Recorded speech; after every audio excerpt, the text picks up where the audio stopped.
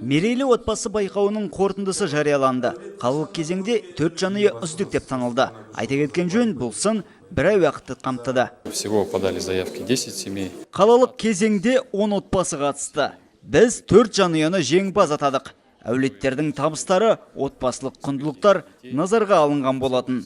Байқау осымен 5 жыл қатарынан өткізіліп келеді. Ол 3 кезеңнен тұрады. Қалалық, облыстық және ақтық сын республикалық. Биыл қаламызда Самохвалов, Баязитов, Мезенцев пен Эктовтар әулеттері үздіктердің қатарында. Большое спасибо, что отметили наш труд, семейный вклад в наше общее дело, что в области наша семья приносит свои плоды. Облыстық кезеңде қаладан 2 отбасы шаһар намысын қорғайтын болады. Бұл сын мамырдың 24-не жоспарланған.